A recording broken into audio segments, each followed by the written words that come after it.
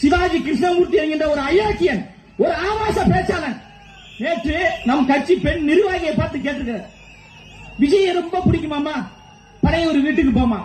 அட அயோக்கியன் நாய, அண்ணன் விஜய் அவர்கள் தமிழ்நாட்டில் இருக்கிற தாய்மார்கள் எல்லாரும் மகனாக, அண்ணனாக, தம்பியாக பார்க்கிறாங்க.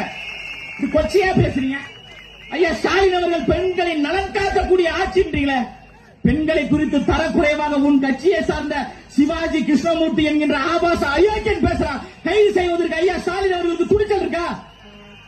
துணிச்சலே. அப்புறம் இன்னொருத்தர் விசில் அறிவிச்சிருக்கிறாங்க, அது தமிழ்ல மொழியாக்கம் பண்ணா மடக்கு ஊதின்னு வரும் அப்படின்னு ஒரு ஆபாசமா பேசுறான். கேனத்தனமாக பேசக்கூடிய கேன ஊதிகளே, அயோக்கியத்தனமாக பேசக்கூடிய அயோக்கிய ஊதிகளே, பொறுக்கித்தனமாக பேசக்கூடிய பொறுக்கி ஊதிகளே, எங்களுக்கு அந்த ஊக்கு பதிலாக வேற ஒரு இடம், வேற ஒரு வார்த்தை போட தெரியும்.